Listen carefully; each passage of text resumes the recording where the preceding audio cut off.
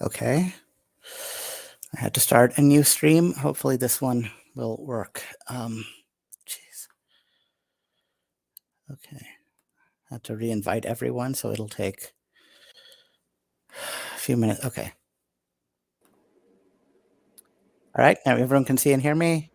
You sound fine. Yes, definitely. I don't know what the issue was. I probably never will, but it looks like That's computers. looks like it's working fine now. Hopefully the people who were on I saw someone putting in a comment wishing us good luck, which looks like we're going to need. But yeah, I'll just give a few seconds for the audience to come back. Do you have the external link to share by chance? It's just twitch.tv/Yogesh Raut. Okay. Got it. Thanks. Still showing 0, although that could might be a lag or some sort.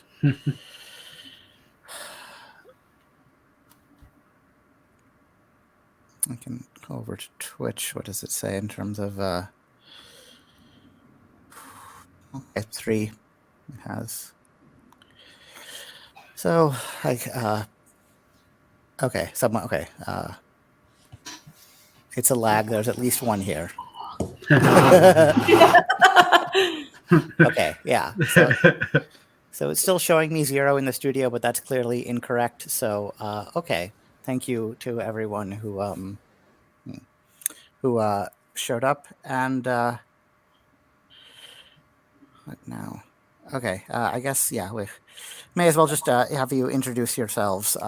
I was going to do, or no, you know what? Let's just do that already. I was. Let's just do an ordering question, and then you can introduce yourselves in the order that you solve it. And I had a different one written. The playtester saw a different one. Then I just came across this really interesting fact, and I was like, yeah, I need to turn this into a question, especially because it's timely. So if you all have your writing implement and writing surface ready.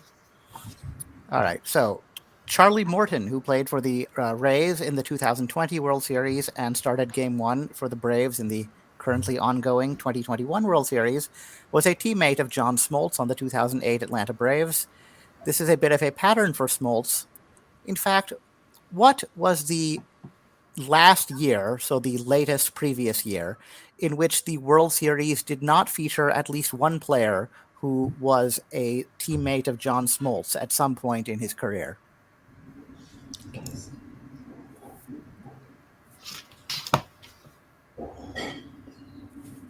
Yeah, about 10 seconds. And any people in the chat can play along as well if they so desire. Oh, we have a few cheers.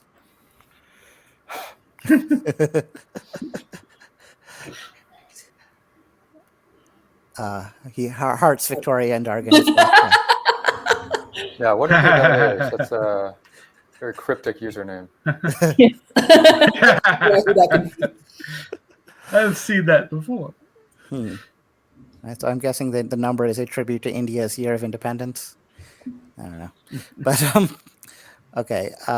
So you have hold up your answers. 1982 for Victoria. Can't see what Dargan has, and 2006 for Jimmy. What does that say? 1981. Okay, so right. So I did ask for the last previous year. So you may have seen the story about Smoltz's streak going back to 82, but of course that means the last year he didn't have a teammate would be 81. So I knew it was a 39 streak, and I wasn't sure like how the fence post problem would. And there was a teammate, Lonnie Smith, in 1980. So it actually is 40 of the last 41. Wow. Yeah, I saw that like Shaq's streak had ended this year in 2021, and it said it went back to.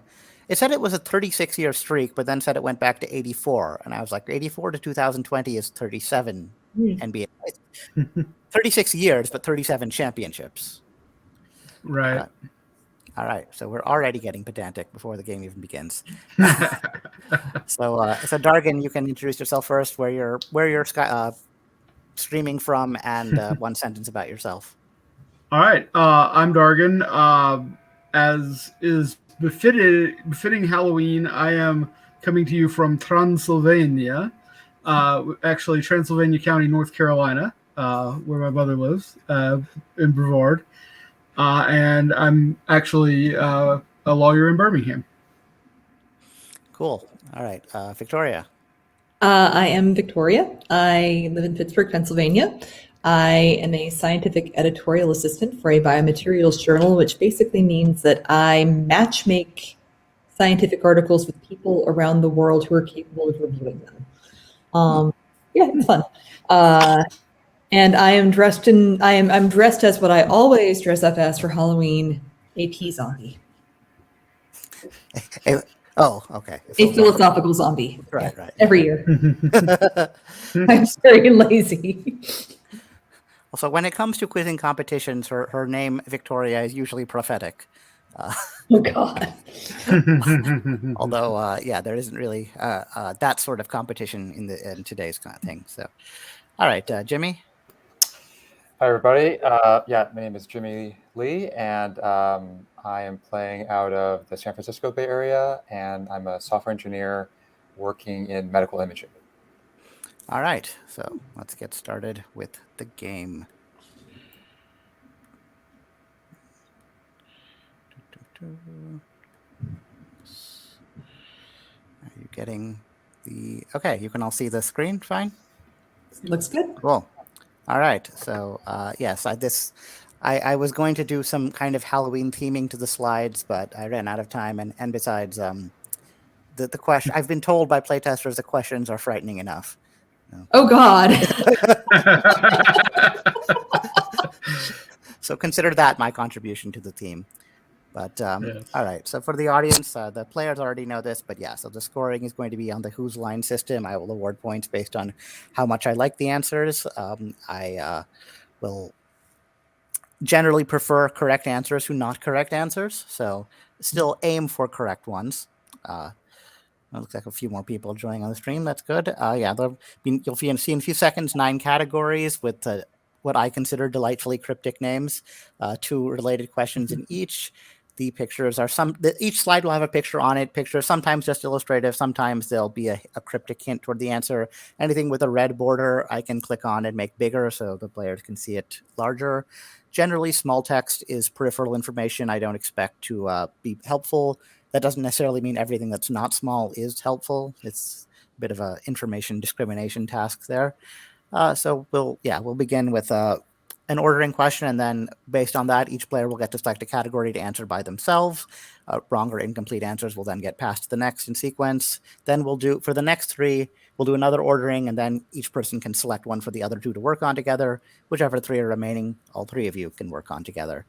And yeah, just a general reminder, talk through your process, share it with the audience, try not to have dead air, share whatever you think is good content. Start by thanking, I actually had 2 flights of playtesters for this one. Ronnie, James, Ryan, Darren, Mike, Jason.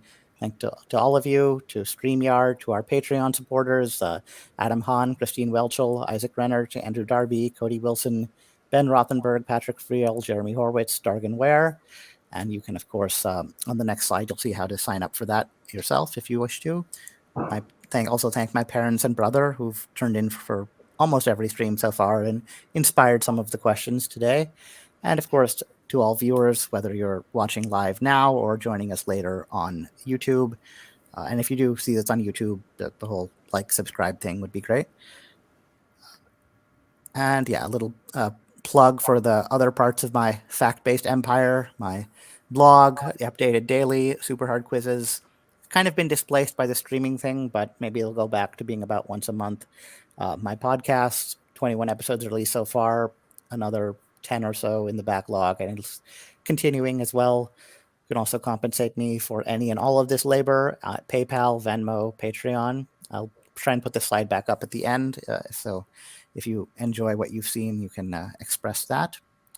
And are we okay? So the categories: Hidden Lives of Fantasy Authors, Percy Priest, $1 Million Isn't Cool, Wouldn't It Be Leverly, Science Fiction, that's probably the one the pun I'm proudest of, Bang, Good Morning, Baltimore. Note those are two separate phrases. From Crayons to Perfume, another song lyric as category name. And keeping with the Halloween theme, I'm arousing a sense of dread with the dreaded chess category. For some of my testers, particularly Ronnie and James, that was the opposite of dread. They were incredibly excited by that category and even more excited when they saw the questions. But that may not be the case for you guys. All right, so we can do another ordering one here. Take out your pencil or pen and paper thing. So the first book featuring Paddington Bear by Michael Bond was published in 1958. In what year was the final Paddington book, authored by the original author Michael Bond, published? Again, you have about 10 seconds.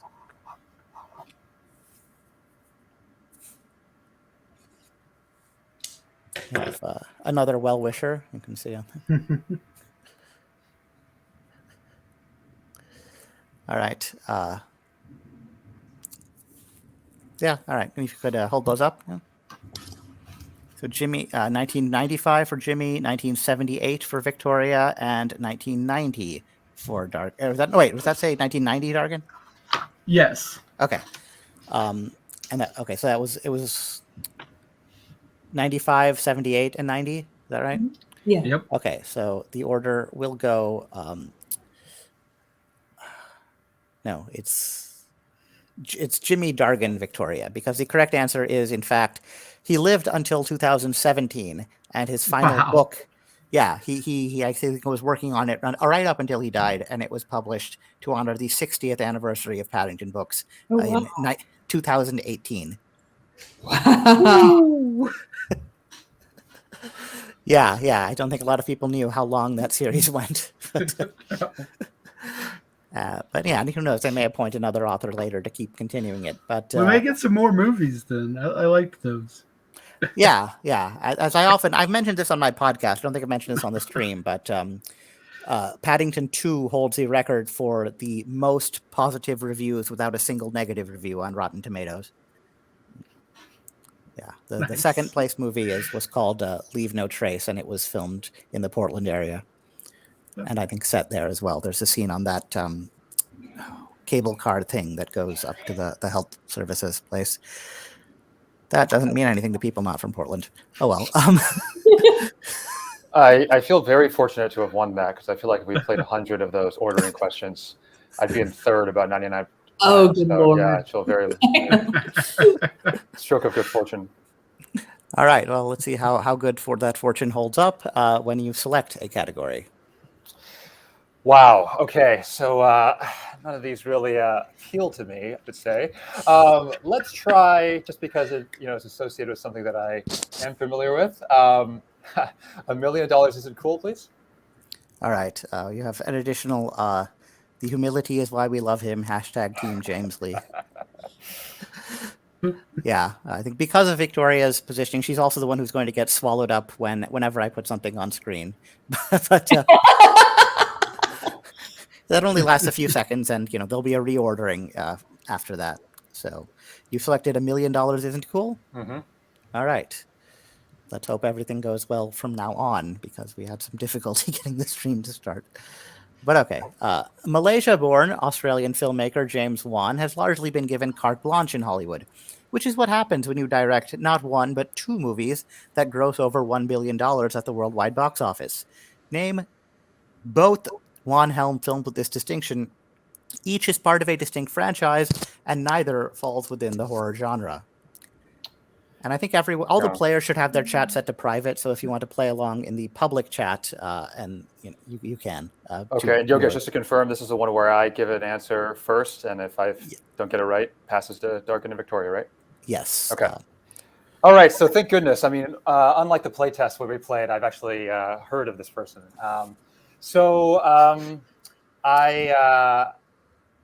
the horror franchise, I think he worked with like Lee Winnell or something on like Insidious, but anyway, that's not it. I know he also worked on Aquaman. I mean, he's the director of Aquaman, I believe. And so that is currently my number one answer. Let's see, just to make sure it checks all the boxes. part of a distinct franchise. I mean, Justice League, I guess, DC Universe, and then $1 billion at the worldwide box office. That seems like a little bit of a stretch, but I'm not sure what else I can think of that's a James Wan non-horror franchise film. Okay, so anyway, that's one. All right, I just realized I'm only halfway there, if that. Okay, other James Wan film, huh? What is the other James Wan film? Distinct franchise. Okay, the franchise thing is really sorry. It's going to take me a little longer here. Other franchise, James Wan. I've looked him up recently. Oh man, I feel like I'm drawing a blank in a way that I need to turn away from the comments. Okay. Anyway, I'm gonna just give my answer, my half answer, and spare people 5 minutes of brain searching of Aquaman as just the one film I can think of. All right. Well, a few people in the comments. So again, it's a good thing I told you to set to private chat, because a few people in the comments have correctly identified one of the films. To respond to that, yes, no, they cannot see the comment. At least they're not supposed to be looking at the comments. It's 100% okay. I encourage people to play along. So don't worry about that. All right, Dargan. Okay, so Yogesh did not say whether Aquaman was correct or not. So I guess I should guess two other things based on the rules of the other the podcast that I've been on. I do not know this. I know the name James Wan, but I'm not particularly good with movies. But we're looking for non-horror franchises with a movie that grossed $1 billion worldwide. So I know that I'm pretty sure he did not direct any like Harry Potter movies or Star Wars, or so I'm gonna have to go with something a little less in my wheelhouse. I'm gonna say that maybe he directed one of the John Wick movies. Okay, good guess. But Yes. oh yeah, you were supposed to say two, but actually, I mean that I'm one is supposed to guess two, but that one is incorrect. So there's no way you're getting both of them. Fair enough. I'll just send it to Victoria. Okay, I know for a fact that one of these franchises is the Fast and the Furious franchise, and I can't remember whether I think he did either 5 or 7. I'm gonna say Fast 5.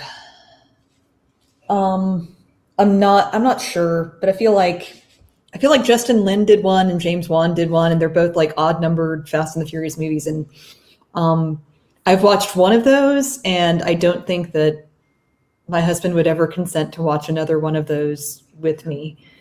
The virology in Hobbs and Shaw was not good. The sterile procedure was not good either. Anyhow, I think that was a criterion everyone was evaluating it on. Yeah. Did he do Star Trek Into Darkness? I'm going to guess that. I think that one may have been Justin Lin. But yeah, so after Jimmy's comment, we had a comment. It's a Fast and Furious film. Don't remember which one, though. Then another person said... Oh, 7. Okay. Yeah. So, I don't know if Jim Wan was that famous when, because Fast 5 was like over a decade ago, I think. But Furious 7, the one that came out right after Paul Walker died and was kind of buoyed at the box office by that. That was definitely directed by James Wan. And for the other one, Jimmy had it. It's Aquaman. Nice. Yeah, that's part of the DCEU. It's called. Sometimes in playtest, that was sometimes a fun one to sort of talk out as a group, because if you'd kind of put your heads together, I think maybe you could have gotten it. But Jimmy came closest with half credit, so he will get Furious points, but not Fast points. All right. And now this one will go again first to Jimmy. James Wan's wife, Ingrid Bisou, appears in 3 movies he produced, but her most substantial role came in Maren Ade's Tony Erdmann, which earned a Best Foreign Film Oscar nod for Germany, but is largely set in what other country? Although Bisou grew up speaking German and was educated entirely in German language schools, she is in fact a native of this country and had bit parts in several Hollywood movies shot there. In Tales from the Golden Age, 2009, she was directed by the person you can see on the lower left, who is probably this country's foremost contemporary auteur. That's maybe a bit of a subjective call, but, I'm comfortable with it. Okay. Wow. Okay, a lot of information here. Information of likely no value to me. Let's see here. Okay, I'm just gonna parse this. Ingrid Bisou, and did you say why Zubizu was crossed out? That was a joke, or an attempt at a joke. Got it. Over my head. But anyway, okay, Ingrid Bisou. The name might have some value there. Okay, and then the film Tony Erdmann, set in what other country? So Maren Ade, and then Bisou is in fact a native of this country and grew up speaking German, educated entirely in German language schools. Okay, so I guess one thing you have to sort out is, should I assume that this country has a lot of people in it that speak German, or is that a bit of a red herring where she just happened to go to German language schools? Don't really know how to decide that question. And then Tales of a Golden Age. Okay, this country's foremost contemporary auteur. Don't recognize that person. Don't recognize the name of that movie. So anyway, this is all just piecing together something for what is going to amount to a guess. So let's see. Should I stay in Europe? These names definitely feel very European. That guy on the left, bottom left, looks European. German. I don't know. I'm just going to go, because I don't think I'm going to come up with a better guess by continuing to ramble. I'm going to go with Switzerland. Yeah, good guess, but not correct. So I'll pass to Dargan. So there are a number of European countries that have, significant German populations and German language schools. And I think that's my in here, because I do not know who the person in that picture is or much about Ms. Bisou, but I think that name ending in U might be Romanian. And I know that, for example, Herta Müller, who was a German language writer, was Romanian. So I'm going to say Romania. All right. So, that man in the lower left is Christian Mungio. Nice. Yeah, made, Nice job. what was it, 4 months, 3 weeks, 2 days? Yes. Something. Yeah. Okay, yeah. Okay. Even though she speaks German, she is from the very large German community in Bucharest. So Romania is absolutely correct. That engagement selfie at the lower right, it looks like it was very carefully staged to give the impression that James Wan is the taller of the two, based on the red carpet photos that I found when searching for pictures. That's very much not the case. That's funny. All right. Okay, so that was Jimmy's choice. Now, Dargan, you get your choice. And you I'm not sure if this is. I'm not sure if this is the connection you're going for, but in honor of a lyric from one of my favorite Jason Isbell songs, I'm going to pick Percy Priest. Okay, I didn't give you your points for that, but yes. Well, since it's Halloween and we're referencing the country that had Transylvania, you get, a fang full of points. Nice. All right, you said Percy Priest? Yeah. All right. As viewers of Marina Zenovich's HBO Max docuseries The Way Down will recall, Gwen Shamblin Lara, controversial founder of the Christian-themed weight loss program Way Down Workshop, and 6 others perished in a May 2021 private plane crash at Tennessee's Percy Priest Lake, possibly in the pilot seat. It's not entirely clear who was piloting, but possibly it was Gwen's husband, Joe Lara, a muscular model slash actor slash, according to his website, country singer, otherwise known for depicting what lead character in a 1989 telefilm and an unrelated 1996-97 TV series? So interestingly, he played the same character, but they're unrelated. That's what jumps out at me at the beginning there. All right, so I don't particularly know who Joe Lara is. I remember a little bit about this plane crash. Percy Priest Lake is right outside of Nashville. Let's see, a muscular model and actor. What lead character? I am just going to guess Hercules. That's a very good guess, but not correct. There certainly were at least one, there was at least one major TV series around that time with Hercules in it. So I see what led you there, but not correct. Victoria? I really have no idea. I've never heard about any bit of this. So I'm trying to think of television series that were on when I was a senior in high school, which is not a time in my life I was really watching basically any television. So,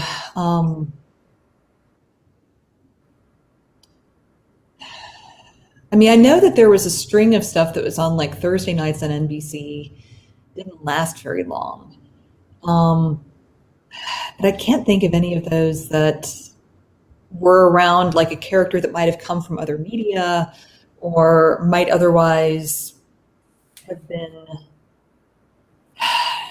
I'm going to say Superman, or, well, it could have been, no, Lois and Clark lasted longer than that. Didn't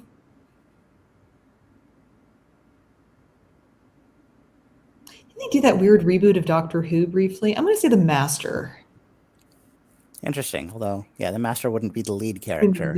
But he definitely wasn't the Doctor, so. That's true, yes. I think the Master was played by Eric Roberts. He was, yeah, at some point. Yeah, but all right, Jimmy? Okay, yeah, I don't know this either, but I do want to try to make use of that photo. I know the photo is not necessarily helpful, but I believe that's a Hungarian Puli dog, Puli, I believe. But I suspect that's not the name of the telefilm or TV series. So I'm supposed to, if that's relevant, I'm supposed to use that to take one extra step in some direction. And I've been thinking about what step to take, and I can't come up with anything. Hungarian Puli, is there some character, Puli type character? Hungarian, nothing. Okay, I'm going to just abandon the Puli approach and go with something just off of the muscular thing and say Conan the Barbarian, some unknown telefilm or TV series featuring that character. Yeah, those were all good guesses, good logic. So Jimmy was the only one to note that the picture being not really illustrative was almost certainly some kind of hint. Mm-hmm. Although this question, I think there are other questions where kind of cogitating about that will be helpful to you. This one maybe a little less because it's a very obscure connection. So Jimmy was close in identifying. Whenever I hear Puli, I always think, isn't that kind of cheese? But I think that's a different pool. Poulet, yeah. Poulet. Okay, that's the one that Novak Djokovic loves. This is actually the breed that is similar to a Puli, but a bit larger. Komondor, yeah. Yeah, the Komondor or Hungarian sheepdog. But actually, recognizing the breed would not be helpful to you. It would really only be helpful if for some reason you recognize the actual dog. Wow. Which there's no particular great reason that you should, but this dog is P.H. Vazak, a dog that was owned by the screenwriter Robert Towne. In the early 80s, he developed a passion project that he wished to direct, but his previous film went over budget, and to recoup the money, he had to cede control of his passion project. And as sort of a protest over not being in control, he took his name off the screenplay and replaced it with that of P.H. Vazak, his dog. Hence why his dog remains the only animal to be nominated for an Academy Award for Best Screenplay. Very interesting. Nice. Yeah, so if you knew that story, it might have helped you, because the subject of his passion project was a famous fictional character called Tarzan. Ah, Oh, I didn't even know that there was a TV series about him. I remember the TV series. Is that an animated series? No. No. Okay. Yeah, I vaguely No, kind of it was an remember actual live. Oh, okay. kind of remember my parents flipping through channels and landing on it occasionally. Wow. But yeah, it's not super. Neither the telefilm nor the series are super famous. But you were all kind of in the right area with sort of famously muscular men characters. All right, we're on. It's Dargan's control, right? Yep. All right.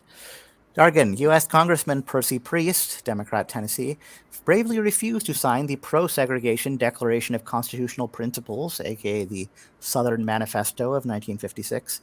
Only 3 Southern Democrats in the U.S. Senate at the time took the same stance: Texas's Lyndon Johnson, and which 2 Tennesseans? Don't worry if you're not an expert on the federal legislature. The executive branch's electoral history is enough to get you most of the way there. And here, note, there are 2 pictures, both of which have red border. One of them would have had a red border no matter what. So I did add it as well, because why not? But can you just go ahead and sure. expand and the pictures for me real quick? Yeah, and again, a reminder to the people in the again, I don't know if what I said earlier was misunderstood or what, but it is absolutely okay to play along, to suggest answers, or to say the answer if you know it in the chat, because the current players cannot see it. All right. So this was the first one. The cover of Time magazine. Interesting. Fun Okay. illustration there. And at the bottom says, "Crime hunter blank, gamblers plus politicians equals corruption." And this is the other one.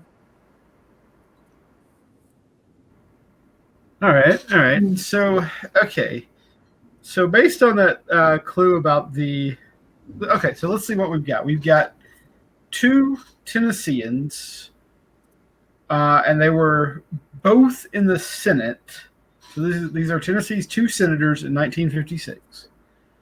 And they also have executive branch history in some electoral history in some fashion. Okay.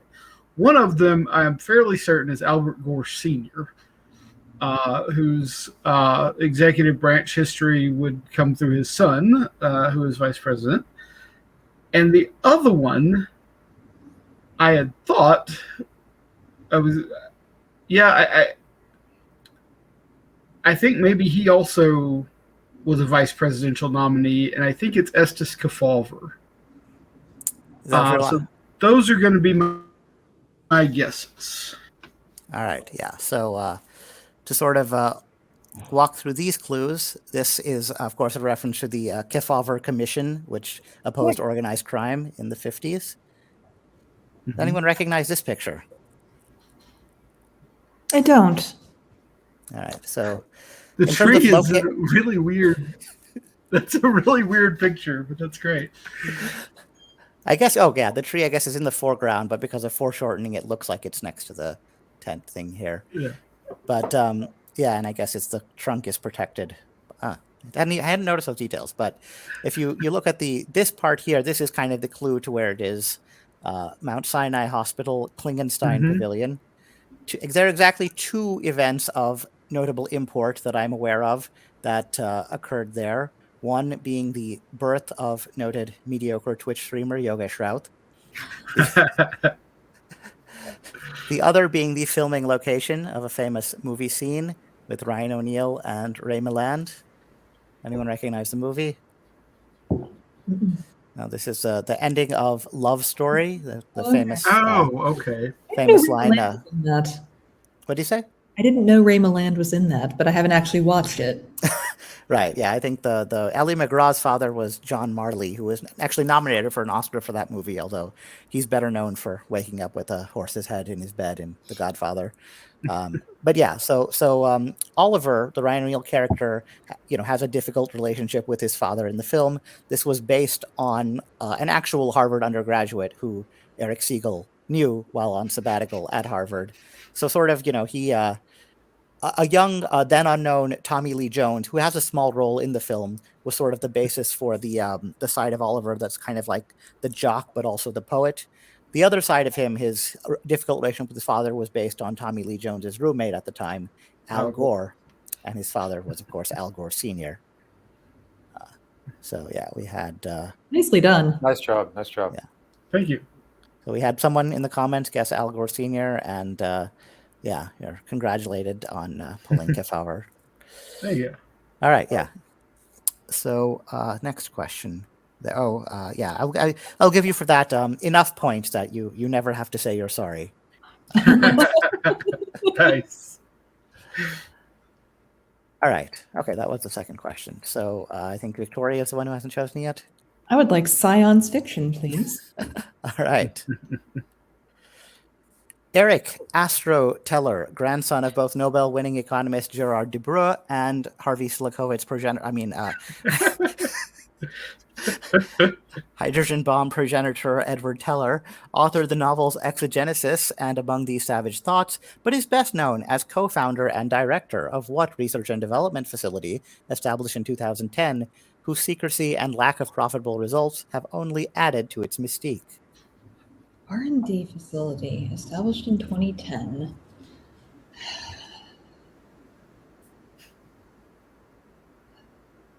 R&D facility. I mean, probably something along the lines of Lincoln Labs, but that's much older.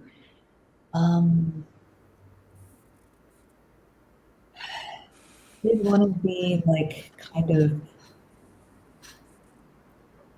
transhumanist leaning, like the Peter Thiels of the World Fund, something along that. Where does Aubrey de Grey work? He works for Oxford, but I think for somewhere else. I'm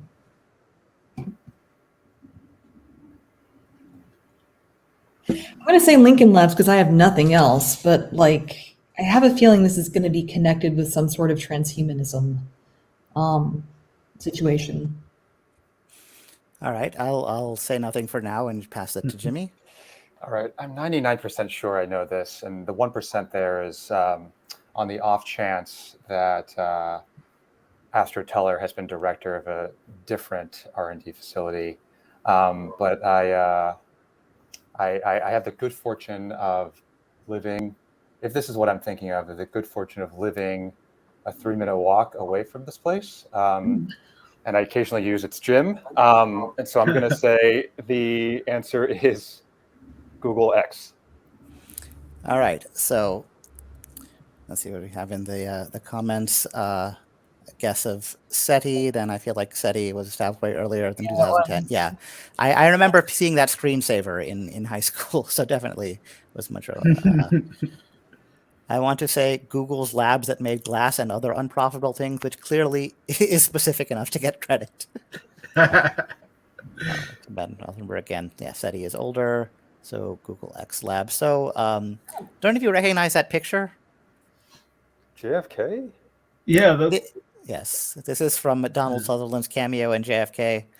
Then remember how his character was referred to? Never seen it. Mr. X. It's a great movie. Yeah, I think he's actually just called X. Okay, yeah. But so I made a decision in advance, basically, that I would accept any name that this institution was known by. Because when it was founded in 2010, it was called Google X. In 2015, it was restructured under Alphabet and became known as X Development. So technically, Google X isn't its name, but I will accept that. And yeah, Eric Astro Teller, yeah, as According to Wikipedia, has 2 full sentences about his nickname. It states that apparently, as a youth, his friends called him that because his haircut reminded them of the then topical AstroTurf. That's great. It then adds that he adopted it to the point where he apparently in college had on his car a decal painted of Astro from the Jetsons. All right. Yeah. But yeah, X development, Google X. So I'm gonna give you points for that. One other potentially, I think, likely true fact about Astro Teller is that he calls himself the black sheep of his family, being the least successful, least intelligent member. Yeah. So. All right. Sounds like a rough life. Yeah.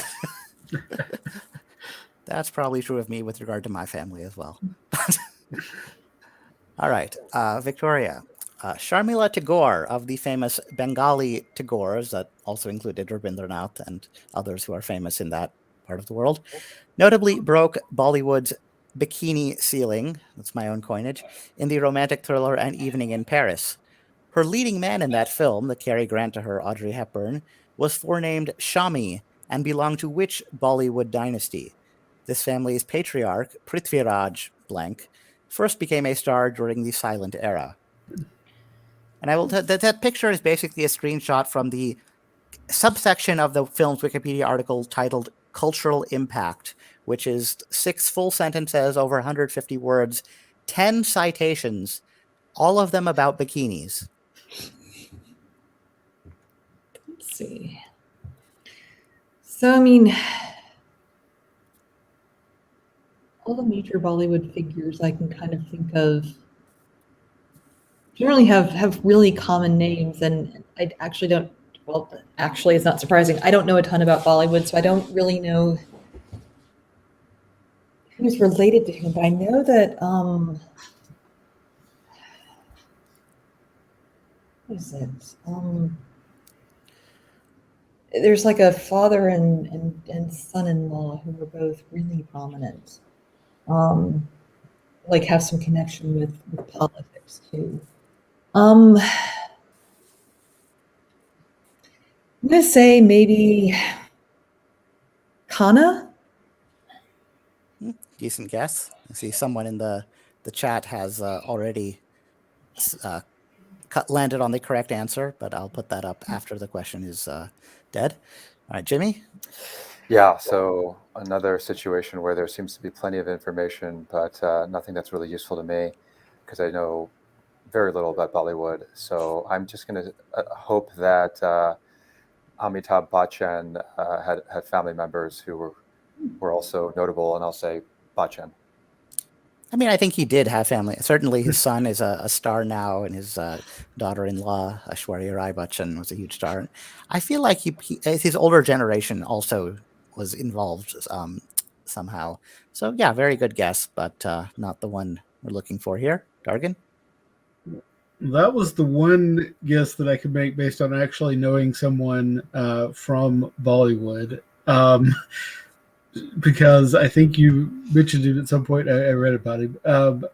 But therefore, I will, at the risk of being culturally insensitive, sorry, I will guess Patel. Yeah, I mean, people in the playtest as well were reluctant to do that, and I was like, I mean, it's the high probability guess. Like, I never feel guilty about guessing Smith. Fair enough. Especially when it's correct. I especially don't feel guilty then. But yes, as Anurag noted, being Indian helped on this question, no doubt. And yes, he correctly identified the correct answer. But yeah, Shami Kapoor is not that well known. His brother, Raj Kapoor, was a hugely famous and influential figure. In Bollywood. Devi Kapoor from the same family? Did you Sri Devi? Yeah. I'm not sure about that. I know they're in like their 5th generation now, and still like Kareena Kapoor and Karishma Kapoor, huge stars. And I didn't look up every name of them, but yeah, Raj Kapoor. His films were, I mean, very successful, particularly in the former Soviet Union, or actually, well, at the time, the current Soviet Union. Right. Yeah. All right. Interesting. Also, yeah, Shashi Kapoor, also pretty well known. Yeah, that's true. And I think Sridevi married into the. Okay. Thank All right. you. Yeah, that's always helpful when people supplement information that I don't Yeah, have. definitely.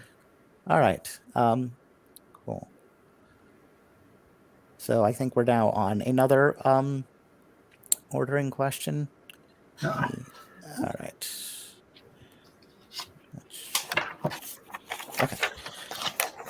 All right. What do we have here? Let's try this one. Between 1980 and 1994, the Namibian bush farmer and actor N.Au, I almost certainly pronounced that wrongly, but I at least got the click in there, frequently reprised his popular role as a member of the San people, formerly called Bushmen, although that's a politically incorrect term now, who left the desert and faced comedic culture shock in urban environments.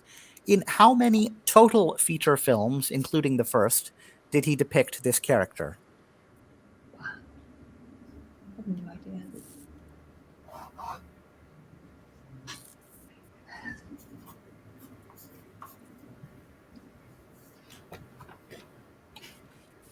All right, everyone ready? All right, hold up your answers. I didn't know there was more than one. We have 877. Okay, so that's there's obviously going to be a tie between Victoria and Dargan. So, but just for the two of you, here's another one. Elton John's first U.S. Top 100 single, the Billboard Hot 100 in the U.S., was Border Town, which reached number 92 in 1970. Post 1970, what is the earliest calendar year in which Elton John did not land at least one single on the top 100 U.S. mainstream chart at some point during the year?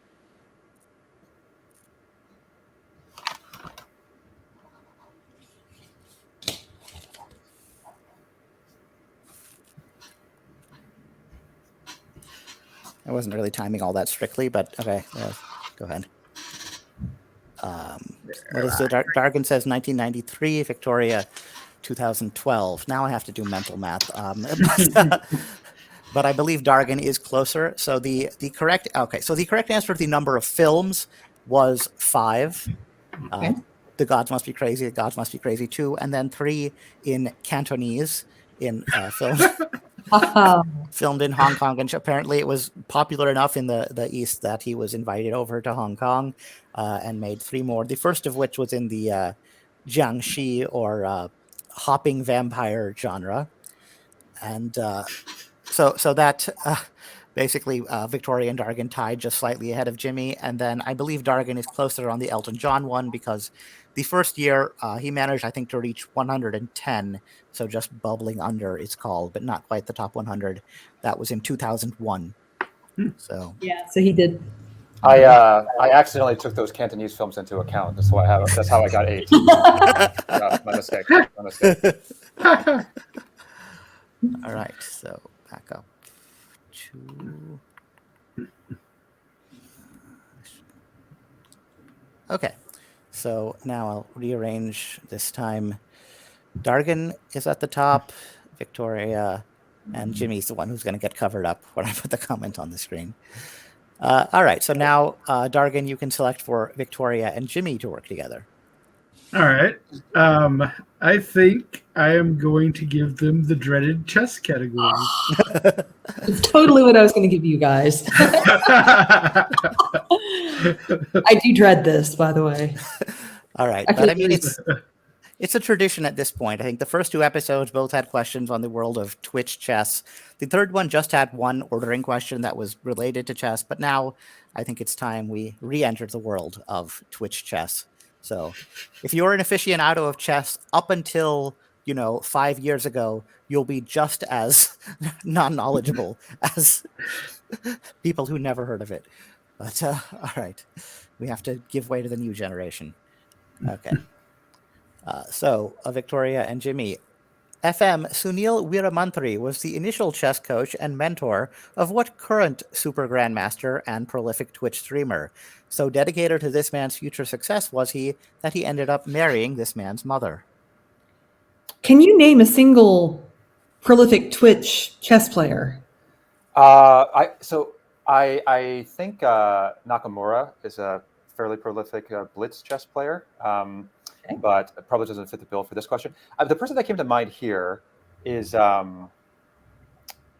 forget his first name, but his last name is Mishru. Like his first name is like Abi. He was like one of the youngest. Oh, is he the one from New Jersey? It's Mishra is the one, like the 12-year-old. Mishra? Okay, it might be Mishra. Yeah, I'm definitely not confident on Abhimanyu, I think is his name. Probably mispronouncing I think that might be right. The only what is a super GM as opposed to a? Yeah, so that makes me, because I think he broke the record for he's the youngest GM, yeah, right? And then maybe since then he's become a super GM.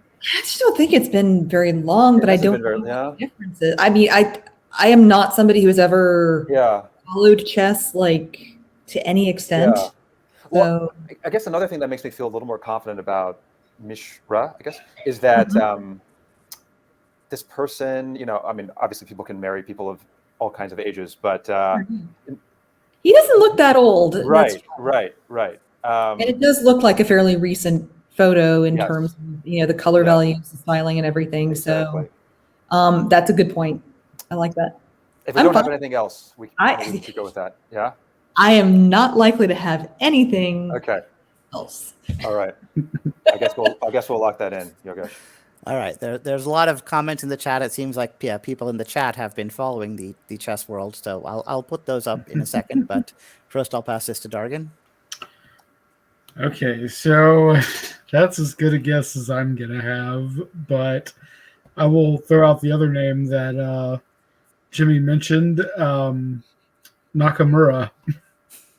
So I always tell people in OQL and stuff that because I definitely remember there have been times, well, at least in friendlies, where I've guessed something for the first half, and then the other half goes to the other team, and they're like, "We have absolutely no idea. There's nothing we can guess." And in my head, I'm like, you could get it right just by repeating what I guessed before.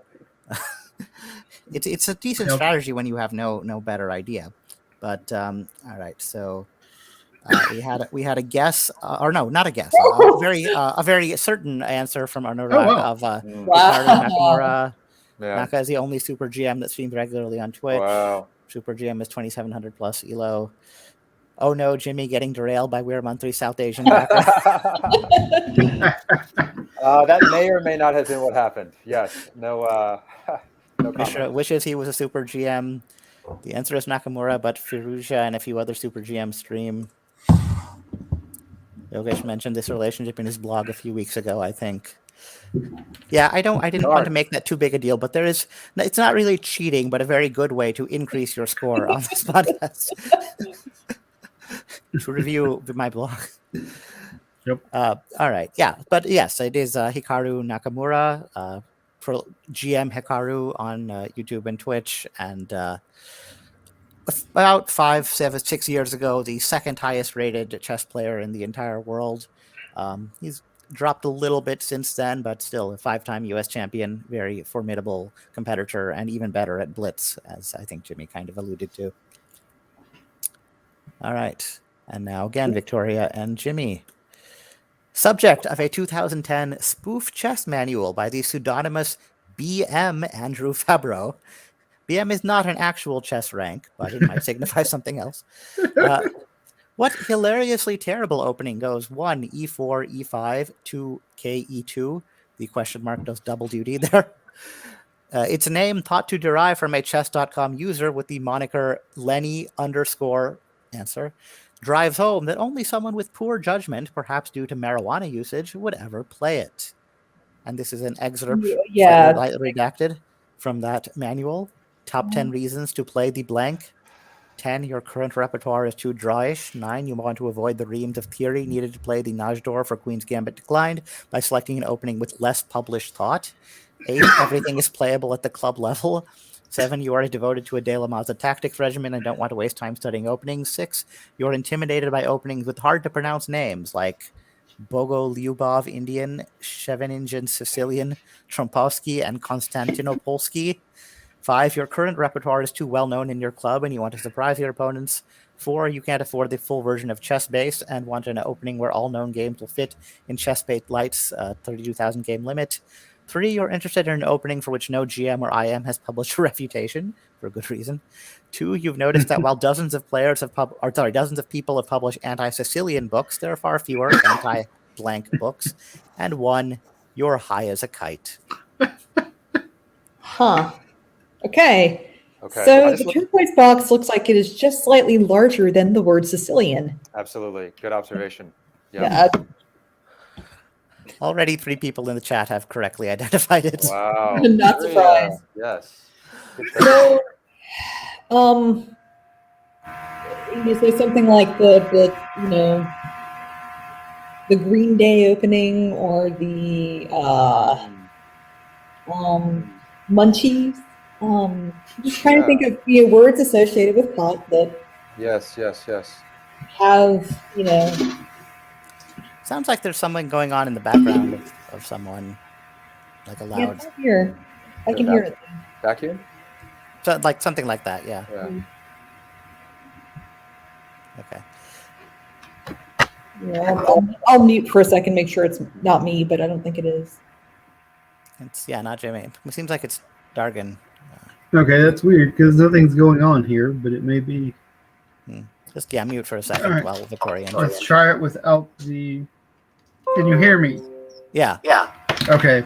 Well, now there's definitely an echo. Okay. Yeah, just put the headphones back on and then mute while Victoria and Jimmy are talking. You can come off mute if they happen to not get it. Yeah, imagine that. I feel like this almost has to have YOLO in there somewhere. Oh, and Jimmy's muted too. Yeah, Jimmy, you can come off. Sorry about that. Yeah. No, I was saying I like that YOLO. Yeah. So what about Lenny? That's probably not going to be helpful, right? That's a random username. Yeah. Okay. Hilariously terrible marijuana usage. Yeah. Is there something YOLO-y that ties into marijuana? YOLO 420. Good enough. I got nothing better for sure. Yeah. We only live once, so that's our final answer. All right. And unsurprisingly, perhaps not correct. Dargan? I think I will go with Chong. Because I was thinking maybe it was a name. And that's the person I can most associate with marijuana. So I'm going to say the Chong opening. All right. Victoria and Jimmy valiant in their efforts here. But yeah, we did have 3 people: Buyakacha, HS. Somebody. Huh. I have heard of that now that. I think Yogesh mentioned it at some point.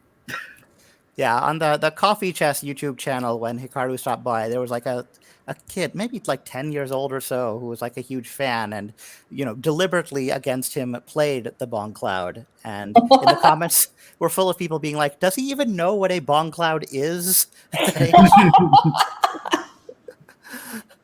primary association is chess, I guess. But very recently, and against Magnus Carlsen, there was a tournament where basically like both Hikaru and Magnus had qualified for the playoff stage. So when they played each other prelims, it was basically a dead rubber. And so Anurag says Carlsen played the Bong Cloud against Hikaru. In fact, in that game, they actually played the incredibly rarely seen double Bong Cloud.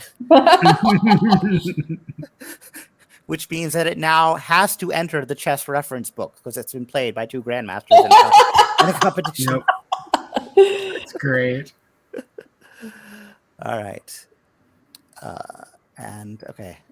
Victoria now to pick for Dargan and Jimmy.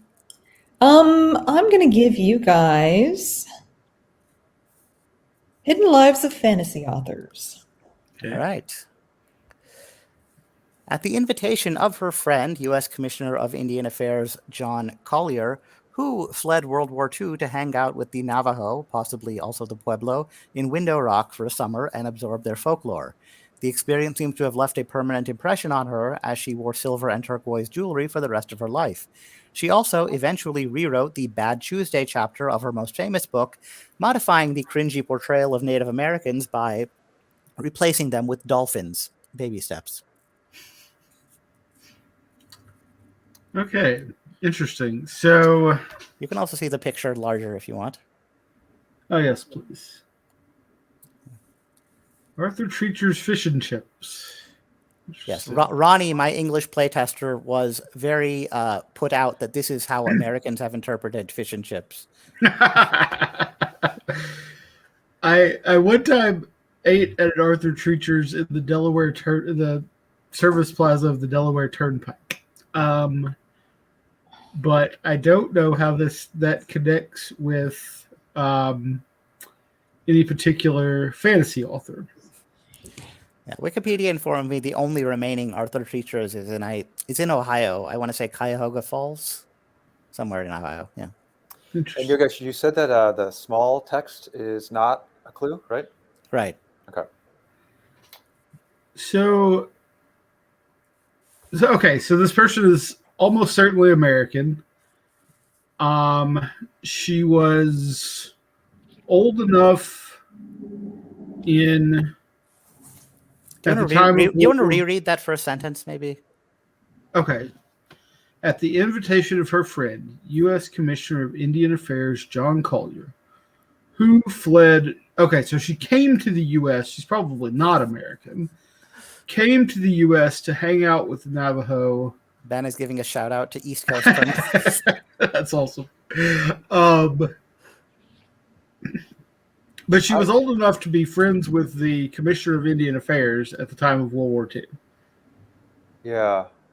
So do you know, for some reason I was thinking Ursula Le Guin because of the dolphins thing. I have like a vague Ursula Le Guin, so there was definitely, I think maybe there were dolphins in the Earthsea books. Yeah. Vague recollection of her writing about dolphins. I think Ursula Le Guin is American, but I may be wrong about that. Yeah, I would have said American too, but I'm definitely not confident. So who else is a female fantasy writer old enough to be an adult at the time of World War II? Maybe Anne McCaffrey. I would have thought she was American too, but she could be British, I guess. I feel like I'm missing somebody obvious here.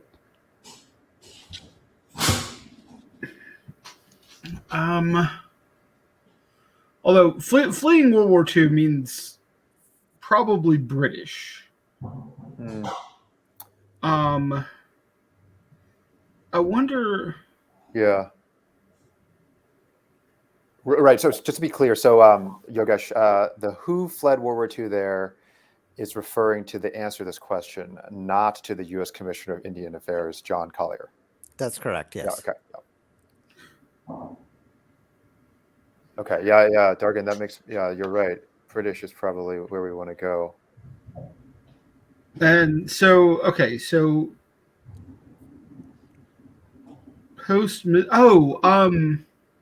it maybe Susan Cooper? She wrote The Dark is Rising, which is a British fantasy series not long after World War II. That's great. I don't know anything about that stuff. So I mean, aside from that's the best guess I've got timing wise, but I don't remember there being either Native Americans or dolphins in that particular series. But she may have written something else. Her most famous book. Yeah, okay. so that probably rules out Le Guin, because like Le Guin's most famous book is probably The Left Hand of Darkness, and why would there be Native Americans and dolphins in that? Yeah. Okay. So yeah, it's probably not Le Guin. I mean, the name you just gave. It's probably not Cooper either, but that's the best thing I got. Okay. Yeah, I don't have anything else. We will go with Susan Cooper. All right. Yeah. Our friend Blah McBlah, who showed up for the preview technology test, as damn, can't believe I missed the start of the stream. To be fair, I also missed the start of the stream. But yeah, so yeah, I mean, Le Guin was interesting. I'm fairly certain she's American. Her father, Alfred Kroeber, was the namesake of the anthropology department building at UC Berkeley. And I think she has some connection to Oregon because her famous story, The Ones Who Walk Away from Omalos. Omalos is apparently Salem, comma, Oregon. yeah, backward. Yeah, so that was a good thing to avoid her. Susan Cooper's good guess. I remember now. I read her books when I was young. I think The Dark is Rising is probably the most famous, and as you intuited, there's no Native Americans or dolphins in that, as far as I can recall. But good guess, good try, Victoria. Yeah, I don't have this. I figure Arthur Treacher's fish and chips has got to be some kind of clue. But I don't know. I don't recognize it as being Treacher. I don't recognize that name as being for anything, but I don't read fantasy either. I never really have, or at least very little.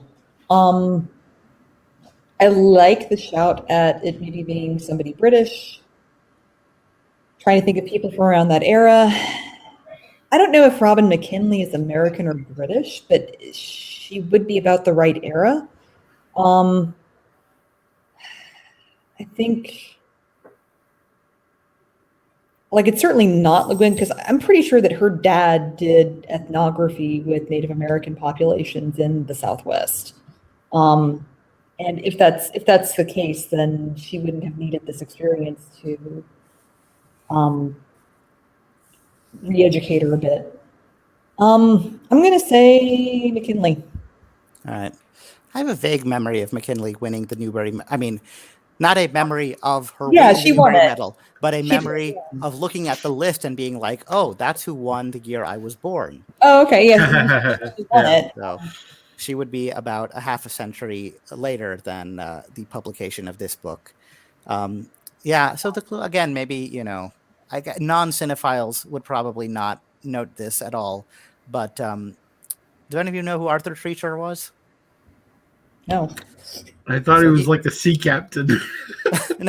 No, he was a Hollywood actor. He actually, I think, originally British, but he specialized in playing the butler. He also, of course, played a few times Jeeves, who, as pedantics, nitpickers everywhere will be quick to point out, was a valet, not a butler. But one of his maybe less remembered roles, but maybe his most famous film, was a supporting role as a police constable in a film called Mary Poppins, which was based on a novel of 3 decades earlier, also called Mary Poppins. Yep. And Travers? Travers, yeah. Yeah, she was actually born and grew up in Australia, but in her mid-20s, she left for England and only returned once. So she was definitely in England at the time of World War II and came over to the U.S. And definitely a lot of mythological / folklore influences in her work. Mm-hmm. Maybe not recognized as such, but I think Mary Poppins was definitely a very conscious attempt to create a modern myth, basically. Interesting. Yeah. Yes, it's Travers. All right. Yeah, she originally rewrote it first, I think, to replace. So that chapter basically, she takes the kids to the 4 north, south, east, west parts of the world, and they interact with very stereotyped and caricatured versions of indigenous peoples from different parts of the world. In the 70s, she rewrote it to replace the attempts at African dialect with more proper English, and then in the 80s she rewrote it again and replaced all the indigenous peoples with different kinds of animals. So yeah, baby steps. All right, whoever's left now, is it Dargan and Jimmy now? Mm-hmm. Yep. All right, another chess question for you. The founding father of the modern fantasy genre, Anglo-Irish peer Lord Dunsany, was a major chess aficionado who once fought the great Jose Raul Capablanca to a draw in the 1929 Simul. Lower left is the position in which the draw was agreed to. I think I played it out with an engine, and it's basically drawn. He had to basically play over 40 moves of absolutely perfect chess just to get to a drawn position, which is pretty impressive. But anyway, Dunsany also invented a chess variant, Lord Dunsany's Game, that lives on and is currently available to play on chess.com and Lichess. However, those sites label it blank chess, where what generic noun, basically non-proper noun, technically used here as an adjective, goes in the blank. And this is what the starting position in that form of chess looks like. Oh, wow. Yeah. That is very interesting. Yeah. As white, your goal is basically to checkmate in a conventional way. As black, your goal is to eliminate all of white's pawns, or if they get promoted, pieces. Okay. Wow. So, So I don't think knowing anything about Lord Dunsany is going to help us much. Not that I do know anything about Lord Dunsany. same position here. Yep. So I guess it's just, what would we call this? Exactly. What's like a good adjective that describes the maybe the white side's formation there? Some sort of Right. like So I mean, something that says they're all like proletariat chess. Where there are no lords and bishops and kings and queens. I doubt that's it, but something along that line. Is there a good word for like? I'm thinking like. I mean, I don't think this is at all the right answer, but swarm. You know, it's like they're getting swarmed by that large mass of white pawns, and I wonder if yeah, swarm chess might. Good adjective. I actually kind of like that. I kind of like that? swarm Yeah. chess. Yeah. Technically here an adjective, which is interesting, right? Because swarm is a noun, and then here it is not normally used as an adjective. Yeah. Okay, let's go with it. Go with that. Okay, all right, we'll go with that, Yogesh. That's a very good guess. Not correct, but I'll circle back around to it after Victoria's had a shot. So I was 100% on proletariat. Yeah, because you have your pawns seizing up, rising together to seize the means of production from the the more powerful pieces. I like that. I was also tempted, kind of wondering why the domain would be named LI Chess, and I wondered if it could be, especially if being designed by a member of the House of Lords, liberal chess. And I kind of like that. I don't know that it would be a generic noun in that usage. I wonder if it would be capitalized. So I think I will go with proletariat, but I kind of feel like that might be the political point being made. So so chess.com and Lichess are the two kind of biggest chess players, and I did actually, because I originally thought it might be like LI chess or something, but it was something I watched clarified that it was apparently originally short for libre chess, the idea being that chess was supposed to be free, although the suggestion maybe was created by someone from Long Island, also a possibility, but I think it's which is also why Lichess is the correct pronunciation. Now, Anurag had a very interesting guess, maybe inspired by your Halloween costume. He suggested zombie chess. I mean, clearly these pawns are a horde of oncoming zombies. Now, he and I think Dargan and Jimmy all kind of settled on, what kind of noun might you associate with that swarm or, group overall. And what's fun about that guess, though, is that it is not, in fact, zombie chess. When he says it's a horde of incoming zombies... Horde? It's horde chess. Oh, wow. Nice. Yeah, that's it's like, what word? I know, a zombie, because it's like a horde of zombies. It's got to be zombie. Nice. Good work on him.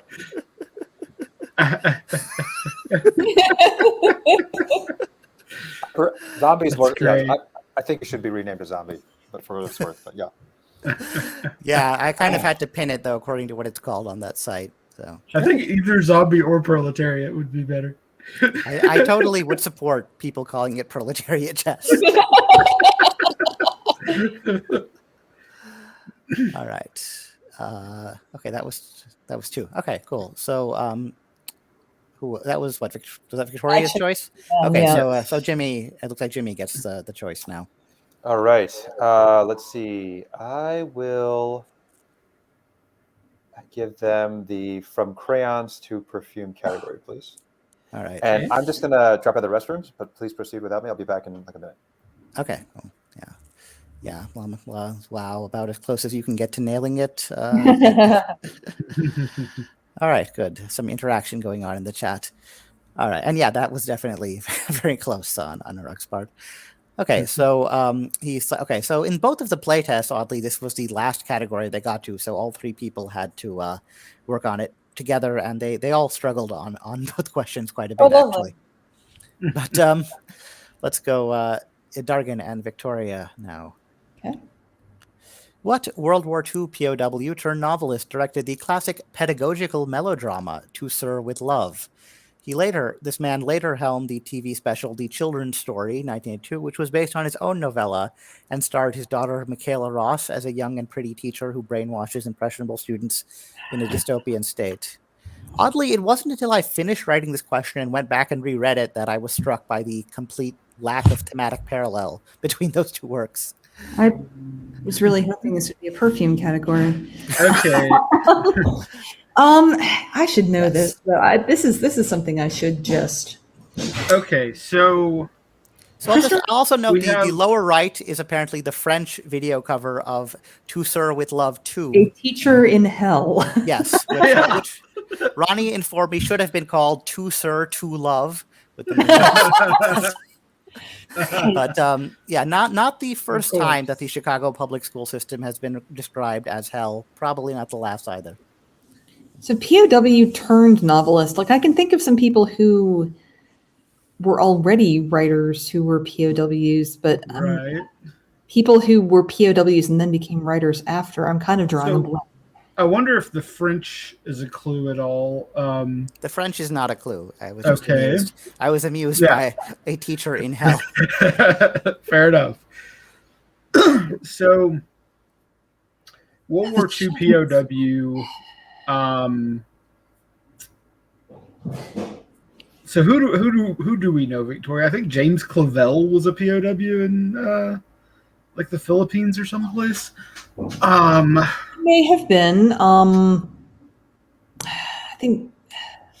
No, I was going to say Bemelmans, but I think he was out of Europe by that time. I think Wodehouse was like, I don't know if he was an actual POW or if he was just ostracized after the war for his political activities. Yeah. The Children's Story. This is ringing a bell. Gerald Durrell? I don't think that's him though. Lawrence Durrell. It would be Lawrence, not Gerald. Gerald did like the animal books. Right. That sounds like Lawrence sounds like a pretty good guess. You want to go with that? I think we should go with that. Yeah, let's go with that. Okay. All right. Lawrence Durrell, you're locking in? Mm-hmm. Yep. All right. Once again, the chat has a lit on the correct answer quite early, but unfortunately, you 2 did not. We did not. I'm not surprised. I'll pass to Jimmy. Again, you're muted, Jimmy. Oh, thanks. Geez, I really don't have any good guesses here at all. I'm very impressed at the chat performance. I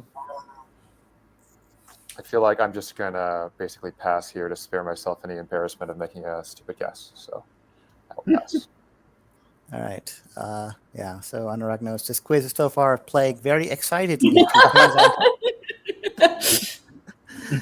Yeah, so he figured, but I mean, again, I noted on my podcast, there's a couple of common patterns I see. Sometimes there's the horseshoe, where people just blurt out a guess right up front and then circle around through very long other paths of other guesses and then come back around to their initial one, and it's correct. Unfortunately, in your case, Victoria and Dargan, you didn't complete the horseshoe. Oh. Who was it? It was James Clavell.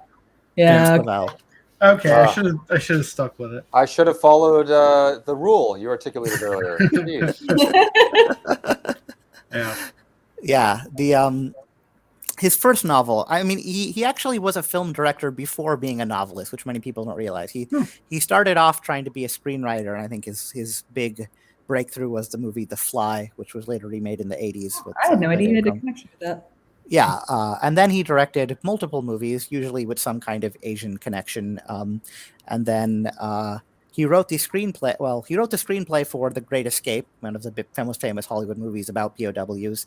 He also, his first novel, King Rat, was also set in a POW camp. Before he went in other directions, which we'll learn more about in this question. Okay. So the Struan lineage at the center of Clavell's Asian saga, basically the family line, is a fictionalized version of the Keswicks, the powerful Scottish-descended family that since at least the 1870s has run, often from the position of Taipan, what immense Hong Kong-based conglomerate. In addition to its myriad and multifarious business concerns, this company is in charge of firing the noonday gun immortalized in the lyrics of Noel Coward's Mad Dogs and Englishmen. I don't know if it'll trigger memory or anything, but this is a man in a kilt firing off a gun while a bunch of people stand around and snap pictures of it. In Hong Kong. Hong Kong, yeah. A mention of Victoria there. Okay. So, I mean, I should know this. Watson's is headquartered in Hong Kong, but I don't think they're a big old business conglomerate. I think they're just like a big pharmacy chain. Okay. I want to say it's maybe one of the big banks. So, like HSBC, maybe? That maybe, yeah. I think they are from Hong Kong. They are. It's Hong Kong Shanghai Banking Corporation. Oh, okay. I would be surprised if a bank is a conglomerate, though. I mean, that to me says... Yeah, like manufacturing. Yeah. But who's based in Hong Kong? I don't know. And I feel like I should get this from the Noel Coward, but yeah, that's zero help to me.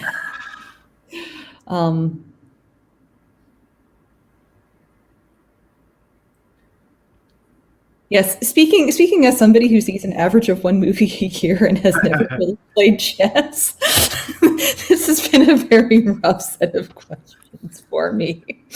So I think I want to say it's like a name apostrophe S. Okay. I know a lot of British companies are that. Okay. And oh my goodness. But I do not think I'm going to pull it. So if you have, I guess we can say Watkins. Watson. Yeah, was Watson's. It's the only Hong Kong company that I'm sure is based in Hong Kong. Although I would be shocked if it's right. But it's better than saying nothing. Exactly. We will go with Watson's, Yogesh. All right. Yeah.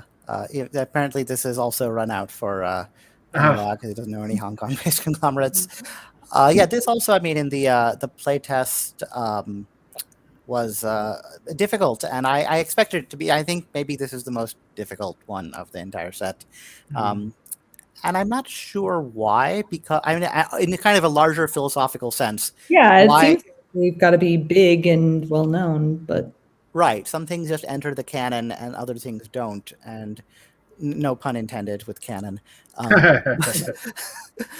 This one just seems to kind of maybe fall outside of it, in spite of I think it's maybe objective importance. But I'll let Jimmy have a try. Yeah, this one is bothering me a bit because I've been to Hong Kong a few times, and I feel like it's probably one of those names that if you're going around the city, you just run into on signs and things like that. So I feel like I'll probably recognize the name when it's revealed. But the only actual guesses that come to mind are, going off of what Dargan said with the apostrophe S sort of thing. Raffles, of course, is a British presence in Singapore, right? So I know that's not Hong Kong, but that's the best guess I had, just in case that they were somehow Hong Kong based. And then sunshine, the word sunshine is coming to mind for some reason. I don't know why. I don't know. I'm gonna. So those are the two guesses I have. I'm gonna go with sunshine. All right. Yeah, we also had a guess of HSBC. I mean, it's a good sort of like wild guess because it's a famous thing from that part of the world. But the answer we're looking for here was Jardine Matheson, or Jardines, it's also called. Completely new to me. Yeah, I think the earliest Keswick married into one of those. Maybe the Jardine family and the others, but yeah, I was going to. Yeah, did I have yeah, I was going to mention on this one that so basically this is the lower left is the final. It's supposed to be or should have been the final shot in the children's story because it's a very chilling image to end on for a very chilling thing that was, in spite of the hairstyle, had a certain timeless quality to it, but it wasn't actually the ending because it was followed by made a freeze frame followed by a narrator spending 30 seconds explaining the moral of what we just seen. And then it was followed by a Bee Gees song over the credits, which really screamed 1982 and completely destroyed the sense of timelessness that had been going on up until then. All right, so what do we have left here? Beverly and Baltimore. All right. So you all can work together on those, but which one do you want first? I'm not particular about order. Let's go with Baltimore. All right, keeping in mind that unlike the others were there, keeping in mind these are two separate phrases, so the questions will sequentially deal with Good Morning and then Baltimore. Okay. So, actress Selma Vaz-Diaz helped what British writer emerge from a decade of self-imposed withdrawal after approaching her about gaining the rights to adapt Good Morning Midnight, published in 1939. As a result, this author resumed working and eventually penned the 1966 novel that is considered her masterpiece. This is Jean Rhys. The 1966 novel is Wide Sargasso Sea, but Wide he absolutely wrote. Awesome. Also referenced by Janelle Monáe in Electric Lady. Referenced by who? You said? Janelle Monáe. Oh, okay. Yeah. So this Lily Brooks is a completely unrelated novel also called Good Morning Midnight, which was adapted by George Clooney into the Netflix film Midnight Sky. It just amused me that there were multiple novels by women authors called that. This, because none of the playtesters had Victoria's expertise and got nowhere close. So as a hint, I did throw in a bit of the Modern Library 100, the top. Okay. Yeah. Mm-hmm. And I blocked out her name, but you can see that novel came in 94th. I guess this also takes a few other women writers off the table, like Iris Murdoch and Elizabeth Bowen, who was Irish, actually, but you could be forgiven for confusing her for British. And yes. Nice job. Nice job, Victoria. Yeah, you have incredibly well done. Very well. Nice get. Dang, Victoria, sick gets. Yeah. All right. Yeah. The board who I was surprised when I'm looking up the Modern Library 100, I was surprised at how non-diverse the board who came up with that list was. It was basically pretty much all old white men, aside from A.S. Byatt, who was at that point basically an old white woman. Right. And a lot of them were historians, really, like Shelby Foote, Arthur Schlesinger, and Daniel Borston. Which makes a lot of sense when you think about that list, because a lot of them, like, there is a bias towards sweepy novels and not like smaller domestic novels. I don't know. Just Yeah. when I think about, I started trying to read through that list at one point. Big stories. Yeah. They wanted big stories. Yeah. Yep. Yeah. And if my father is watching, when I say Daniel Boorstin, that's the grandfather of your favorite CNBC anchor. Right. Theodore Roosevelt McKeldin served 2 widely separated terms as mayor of Baltimore, 1943 to 47, 1963 to 67. Both times, his successor was a man with what first and last name? Okay, so who would Nancy Pelosi be talking to here? Or about, or... Right. Okay, so this is someone, or presumably 2 different people. Yeah. Who... Yeah. Started as mayor of Boston in 47, Baltimore in 47 and in 67. And it could be it very well could be a senior junior. That sounds like the right. very likely scenario here. So that's before. Can we think of Spiro Agnew got disgraced, and he's from. Ooh. I like that because I believe that he was from a political. And yeah, he was a junior, I believe. I like that. Now he was governor of Maryland. I mean, no, that doesn't make any. Well, but you generally, maybe I'm wrong about him being governor of Maryland. He would have had. Yeah, he would have had to have been mayor when he was chosen for vice president, unless he was. Yeah, you're right because. Yeah, that's. Unless it was only 2 years. Yeah. You know, if he served from like 67 to 69. Well, but he still would have been 68 would have been when he was Agnew was Nixon's vice president the first time, right? I mean, we know he was the second time when he got impeached. I think he was the first time. Okay. I'm not 100% there, but I believe so. Okay. Well, he's definitely from Maryland, so he's yeah. Do we have a better guess? I guess is the question. I mean, I guess the other thing that I would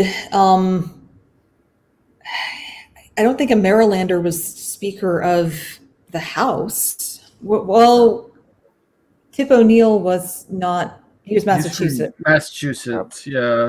So McCormick was before that. Who was before?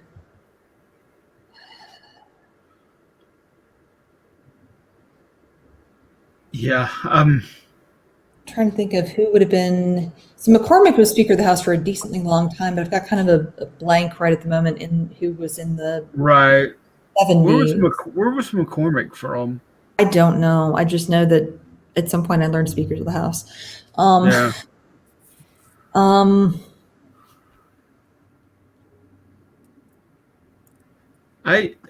Is there anything else that could be a connection with Nancy Pelosi here?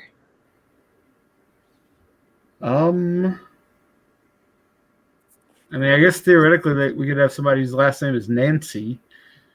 But I'm not pulling anybody. What's her maiden name? Any idea? Because she's from a political family. I don't know. And I think they're from Maryland, actually. Oh, interesting. They're from back east somewhere. It may be somebody related to Nancy Pelosi. Oh, okay. I don't know. I don't know that at all. I like that line, but I don't know.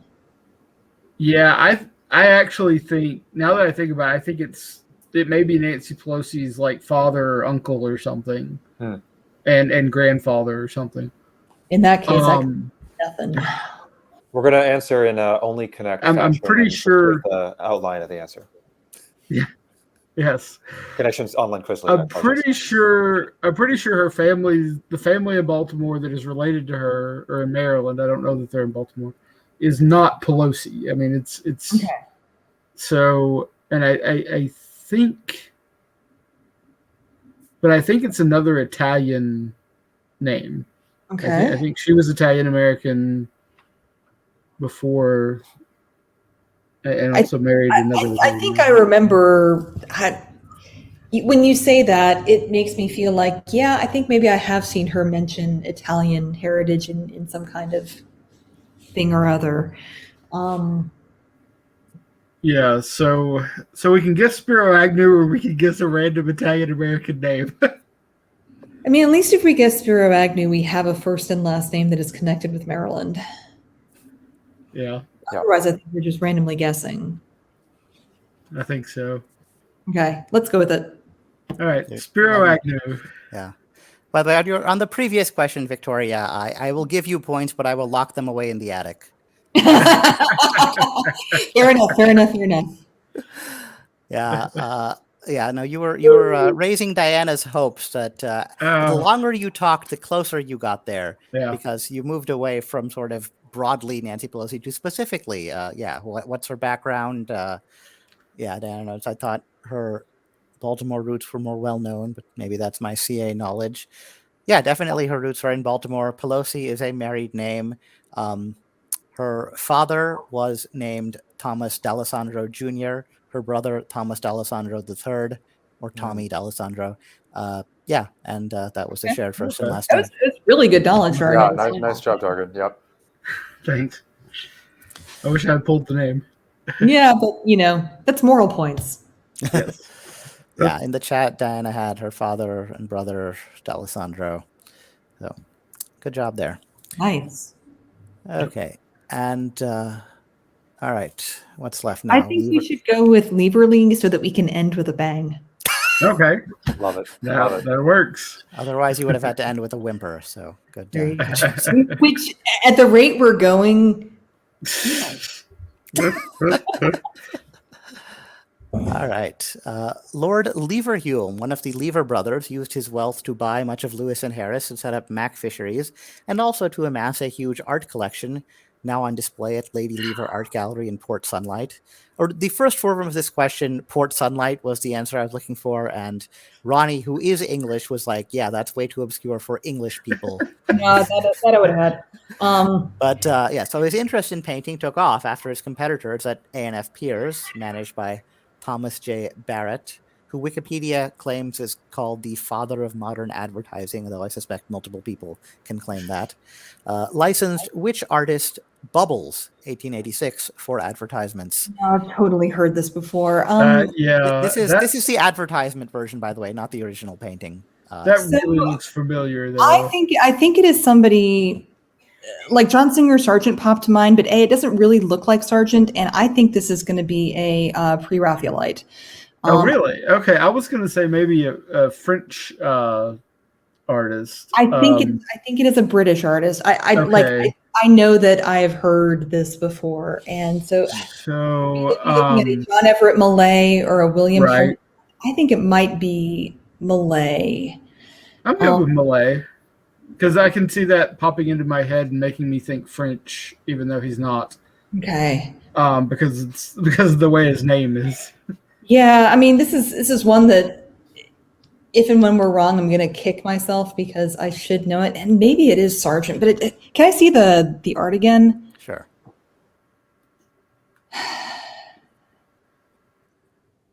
I mean, maybe it's Sargent.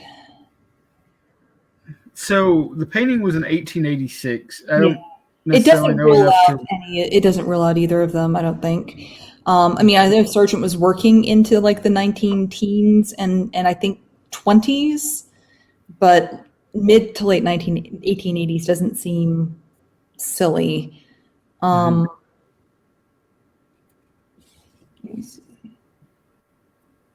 just note the text length, the rough text length. This is my only attempt to add value to this discussion. Well, and it does look a little bit like Whistler's anagram, like with the butterfly symbol on the right, but I really don't think that's him. It doesn't look anything like his art. No. I lean Millay. I'm not certain about it, but I guess if you write the whole names out, John Everett Millay and John Singer Sargent, Millay is just slightly longer. And that's a pretty long box. Yeah. I don't think it's like Rossetti. I don't think it's William Holman Hunt. Like this is a thing I've heard before, and it's kind of killing me that I don't just know it. But I would like to go with Malay. Okay. Sounds good. Okay. Right. Yeah. So.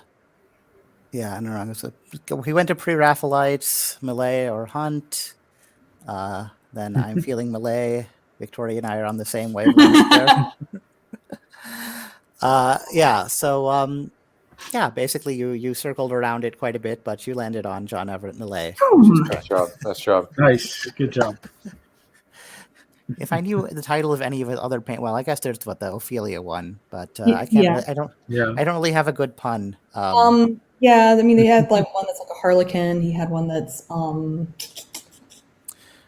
I but can what I do. recognize names easier than I can pull them out.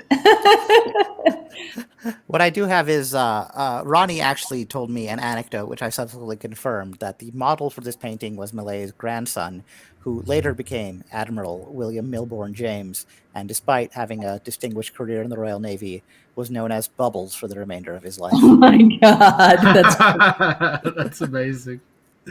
Admiral Bubbles. Yes, exactly. it's a good name for an admiral. I mean, a general, it makes no sense, but an admiral, that works. Yeah, sure. All right, yeah. Okay, so question. Charles Luckman, who left a lucrative executive position at Lever Brothers to follow his dream of being an architect, designed the incarnation of Madison Square Garden that historic Penn Station was destroyed to make way for. Across the street from both Madison Square Garden and modern Penn Station lies the Hotel Pennsylvania, which in its heyday hosted numerous big band acts at its Café Rouge. At the time of its April 2020 closure, what was the hotel's 10-digit main telephone number? So, I mean, we have a picture of the bunkers. Yeah, so you've got like Pennsylvania 65000. I don't know if that's connected in some way. So if it were, I think it would almost certainly be a 212 would be the first. Right, Manhattan is mostly 212. Yeah, and it would be an older phone number. They probably wouldn't have changed it, so it would have been one of the initials to get the 212 area code. So do you happen to know a exchange in Manhattan that ends in 6? It would shock me if they didn't have basically all of them. Just given how many numbers there are to be accounted for there.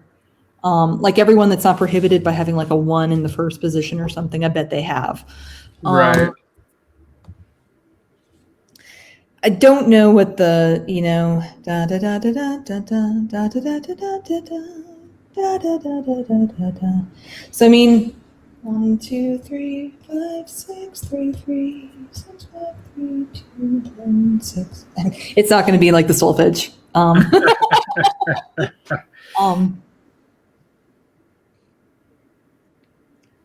mean, it's got to be something that's gettable for some reason. So you've got like 2, 1, 2, 2. What if it is 2, 1, 2, 3, 4, 5, 6, 7, 8, 9? That's a possibility. What's their apartment number? I don't know it off the. I should know it because reasons, but I don't. Yeah. They lived in a house, not an apartment. Oh, their address. Yeah, I should know it for reasons, but I don't. Yeah, I kind of like 2, 1, 2, 3, 4, 5, 6, 7, 8, 9, but you don't like the something with 6,5,000? I love it, but like I can't. We'd be, there's no reason to get any 2 numbers in that first position over any others. Unless it's their street number. I mean, maybe, but I don't know it. Yeah. I think it's a 3-digit number is their street number from the thing. Right. I think it is too. And I think it may end in 6. Yeah. Is it 406 maybe? Maybe. So 212-406-5000? Yeah, I think that's what I want to guess. Okay. We're going with it. All right, that's what we're going with. Yeah, this. It's yeah. Someone suggested 800 588 2300. Yeah. But then I would have had a clue about Empire. There you go. Yes. Empire.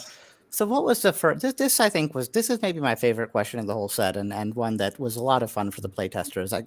Although in one case, Jonathan Corbla popped up on the Zoom out of nowhere and suggested the correct or the way to the correct answer, and then disappeared again. And I was like, of all the questions, if I told you that there was one question he showed up and supplied an answer, you would assume it was one of the 3 chess questions, wouldn't you? Yes. But yeah, those of us who know, like my friend Alex and I, who study sitcom history, know that in the early 90s, they attempted to launch a show called 704 Hauser, which was which was the rare spin-off that was based not on any characters from the original show, but just on the house. Okay. Wow. Kind of a Clyburn Park thing. But with your All in Family knowledge, what was the first line of the theme song? Da, da, da, da. I know the melody, and they used to play it during replays all the time. But I only know the Simpsons parody of that song. Mr. We could use a man like Sheriff Lobo again. Yeah, I can't remember it. Boy, the way Glenn Miller played. Okay. Glenn Miller. Yes. So that ties in with the big band to send you to Pennsylvania 65000. So that was like okay. Yeah. I'm surprised though, especially considering at least two of you are older than me. That you don't remember. So granted, this was not something that was the case probably during our lifetimes, but through cultural osmosis, you kind of pick up on how things used to work. I mean, those exchanges. It's just the first 2 letters of the word that form the exchange. Oh, okay. So PA 65000. Is it PE or ABC? PA? Yes. HIJMNO. So D. Yeah, so one of the group of playtesters went with PA, which is overthinking it because the way it works, you just truncate it. In fact, that's often why, like in the things like the title of the movie Butterfield 8 or Pencil, it's actually the first 2 letters are capitalized. Oh, okay. That in fact, the Wikipedia article for the song actually titles it like Pennsylvania 65000 with PE both capitalized.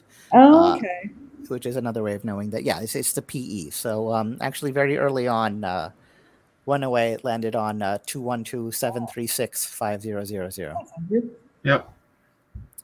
Yeah, the 212, even in addition to being relatively common knowledge, it was in fact mentioned on the previous episode of the stream show, that Manhattan's area code. But yeah, you had so much of the knowledge necessary. Nope. Couldn't quite put it together. Yeah. Okay. All right. And bang now we'll end on. And with the bang. Yes. All right. The British bang refers to the Royal Navy's 1947 attempt to destroy which archipelago by setting off perhaps the biggest non-nuclear intentional explosive detonation in human history. The islands, now left with a new Mittelland, survived and a few years later were recovered and resettled thanks to the activism of Prince Hubertus zu Lowenstein-Wertheim-Freudenberg. So this is like off the coast of like Schleswig-Holstein, I think, in Denmark. Right there off of Jutland, if I remember correctly. So those are going to be Yogesh wrote about this in his blog, and oh my goodness. The Frisian Islands? Well, I don't think that's what they were called, but I remember the giant the giant explosion, and then the prince who tried to repopulate the islands. Okay, so it's the ones that are owned by Germany and the Netherlands. Then, so like I think it's Denmark. Denmark, okay. Just Denmark. I mean, they've got so many islands. An archipelago. I mean, you've got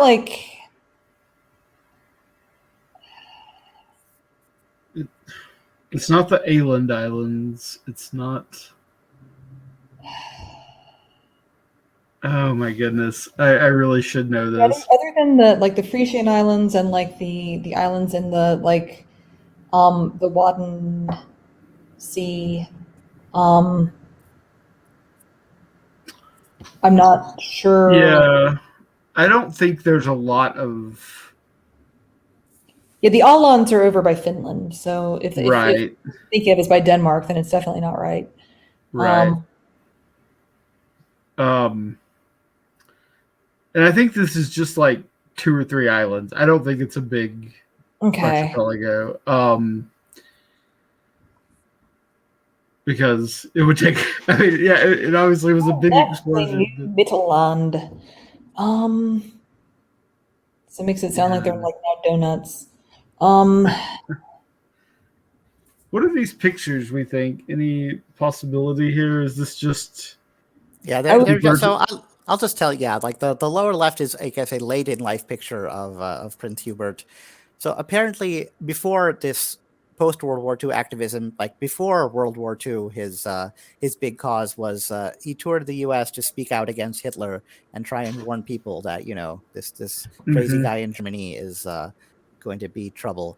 Apparently, he also took some time during that time to attend some Hollywood premieres, though, because the lower right picture is at the premiere of Anthony Adverse in 1936. Him and his wife with Frederick March and Florence Eldridge, one of the great couples of the American stage. Cool.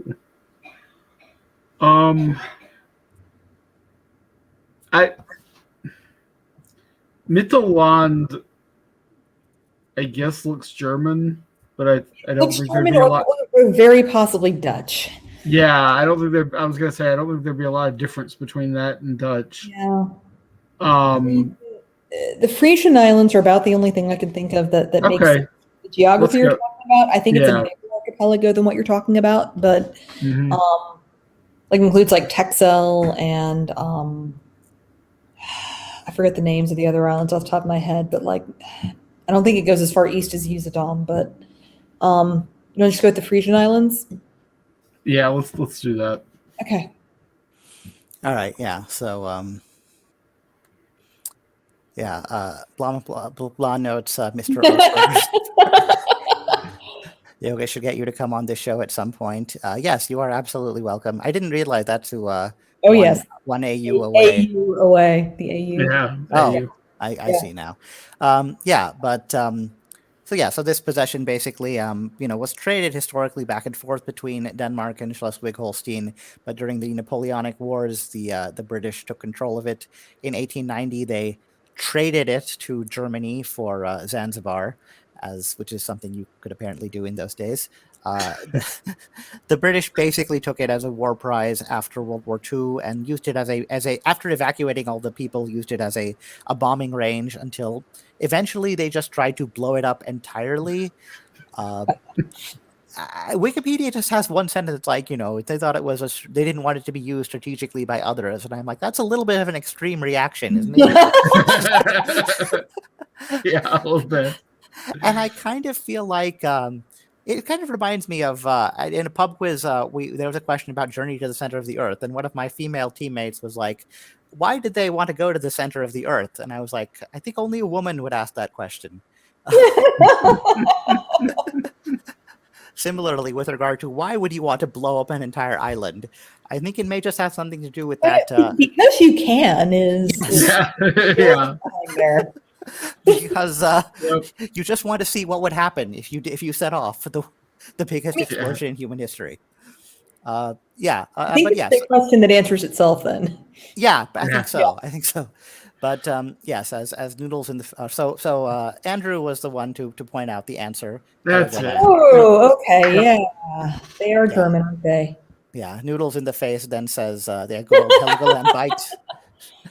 Yeah, there is, I think, also a bay there. But yeah, there's definitely a bight within the North Sea, which had several famous naval battles in it. And yeah, now around 1950 or so, thanks to Prince Hubertus, the human population was invited, or it was given back to West Germany, and the human population was allowed to resettle. There's also a nature reserve there, but now it's mainly kind of a resort area / tax island, I guess, or tax-free island. All right. Now the final regulation question. See if we end with a whimper. Here we go. Long before his Best Book Tony Awards for A Little Night, I'll just say up front, but since this it seems more like the Jardine Matheson question should go in under Bang than this one. But Bang was in fact the title of a musical number cut from A Little Night Music. So that's the tenuous, that's the tenuous connection here. But long before his Best Book Tony Awards for A Little Night Music, Candide, and Sweeney Todd, playwright Hugh Wheeler made his Broadway debut with Big Fish, Little Fish in 1961, which garnered few accolades for him, but did earn Tonys for cast member Martin Gable and for What Person, who directed it. As the only competitive Tony of a long and storied career, 2 honorary Tonys notwithstanding, that plaudit was key to attaining a place on the canonical EGOT list for this thespian. Could it be Thomas Mitchell? Does he have an EGOT? I feel like he does. I think I've seen that. I have looked at, the EGOT list, but I don't. So, like a lot of the people I know can it think as well as I should. Who would be plausible, I'm sure have competitive Tonys. Like Mike Nichols has a bunch. I'm not sure that he has an EGOT, but I will note that there's no gender for the person we're looking for, right? What person directed it? This thespian. Yeah, that's true. So that may be pointing to a woman. It may be. So, do either of you know much about this person, John Gielgud? He's British. So he has an EGOT. He has an EGOT, yeah. He's primarily an actor, I believe. So I feel like he's primarily considered a theater actor, which would probably be more competitive. That's his only Tony. Gotcha. I think he was mostly on the British stage. So if he has an EGOT, so he got his Oscar for what, is it Arthur? Or I should just know that sounds familiar, yeah.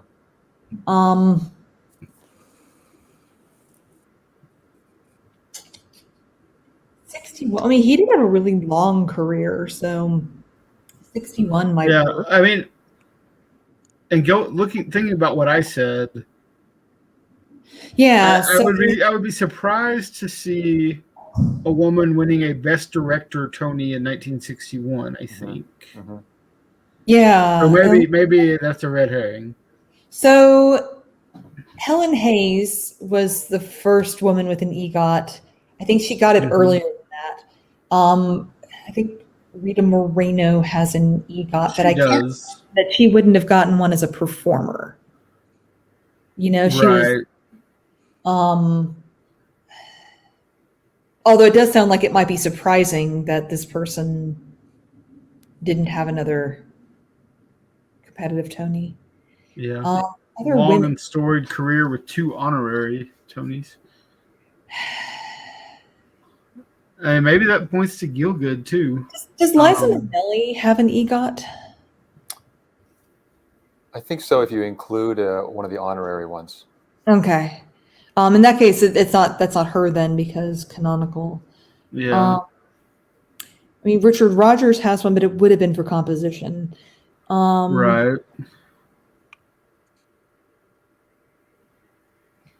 I'm okay with Gielgud. I'm also okay with Mitchell. Yeah. Either way is okay. What do you think, Jimmy? I don't know anything about Mitchell, so yeah, I also don't feel very strong about Gielgud at all. So totally defer to both of you. Okay. I think we should go with Gielgud. Okay. Why not? I'm good with it. Yeah. All right. That's what we go with. All right. So before I reveal that, don't you recognize that picture? I did think about it, but no, don't recognize it. Not specifically, no. I zoomed in on the screen. Does it belong to John Legend, maybe? It actually, so this is actually a prop from the sitcom 30 Rock. It was inspired by an EGOT necklace that was made by Philip Michael Thomas. At the height of his fame, he declared that his intention to get all 4 of those awards and got a necklace dedicated to that. He ended up, at least to date, he has received 0. So this sort of ambition that exceeds your grasp is to this day known as egotism. Oh God. Oh. Of course it is. Did you think you could get through this without a terrible pun? No. Yeah. So, so Mitchell is interesting because, of course, he was the first actor to play Columbo on the stage, and so maybe seeing there was no obvious Pretty Little Liars connection here, you may have thought, I didn't actually know that he'd ever played Columbo. So. Yeah, I vaguely you not attribute knowledge to me that I do not have. Yeah. No, you're the one. Okay, you're the one with no knowledge. Got it. I think everyone sees that I'm speaking ironically there. But I have heard Mitchell was the first person to get the so-called triple crown of acting, like the Oscar, Emmy, and Tony. I haven't really verified that, but so he must have done it through acting. So yeah, I have heard that before too. Okay, yeah. So in terms of the gender, basically, like in the playtest, Ronnie, I think I put in too much information, including I hinted both toward gender and nationality, and Ronnie kind of berated me for making it too easy because he was like, every quizzer has the EGOT list memorized, so you can just narrow down from that. So I rewrote it to get rid of nationality, and then while I was doing that, I was like, it's just a few tweaks. I can also get rid of gendered nouns and pronouns as well, and then. It's still a list of like 15 people to guess from. So, still's pretty narrow, but, made it a little bit more challenging. And so I have to congratulate Jimmy for making the breakthrough here. Good job. Good job. As Anu says, clutch Gielgud knowledge. Very clutch. Let us go out with a bang. Yes, you did. Yeah. Very nice, Jimmy. Yeah. Good job. You were kind of silent during a lot of the deliberations, but you spoke up when it counted. Yes. All that rumination in my brain, I just kept it to myself. It's not like there were tumbleweeds in there. No.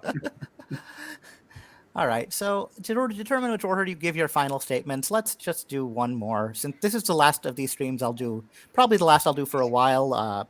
Tucker Warner and I will maybe be back with a new format next month or the month after that. But let's see what we have here. You know what? Let's do a similar one to the Paddington one, but do it with Mary Poppins. When was P.L. Travers' last Mary Poppins novel published? And while that's going on, I'll try and put up the...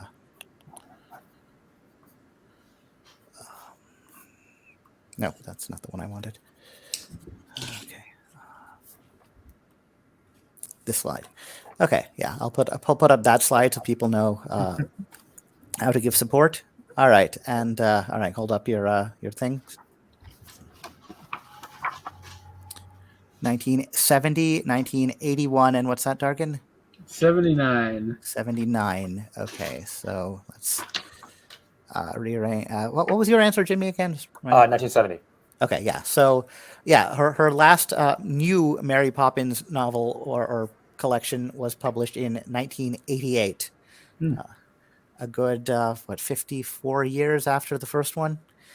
So yeah, both not quite as long as Paddington, but up there.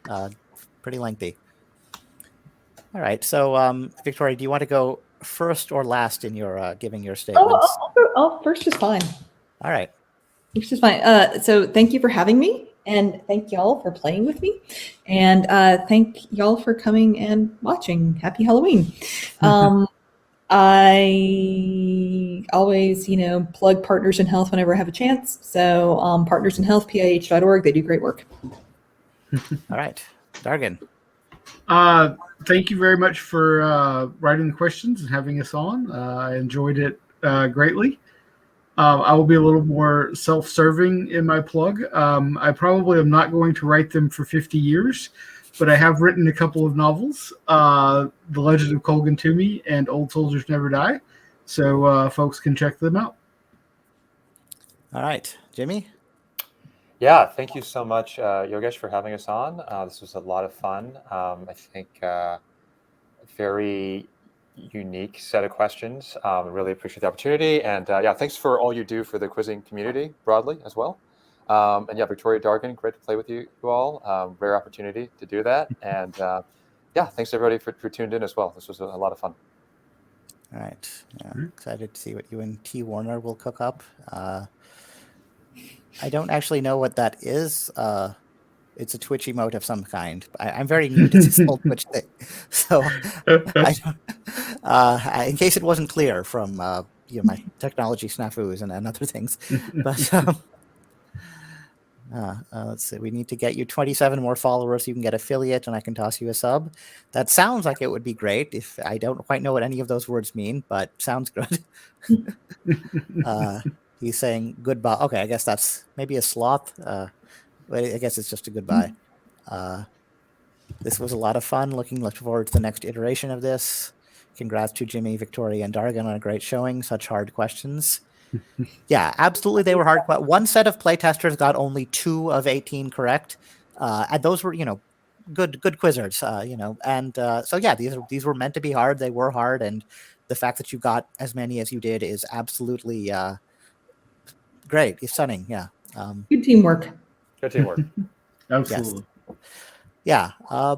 So yeah, I think so. If anyone happens, so the replay will go up on YouTube. It'll only be on Twitch for another 14 days, but on YouTube it will be archived for the indefinite future. And if you are watching this on YouTube, please give my channel please give a like and give my channel subscribe, and try and drive up traffic that way. And yeah, whatever I do next, I hope you'll be around for it. Awesome. All right, take care, everybody. Happy Halloween. Bye. Yeah, happy See y'all Halloween. later.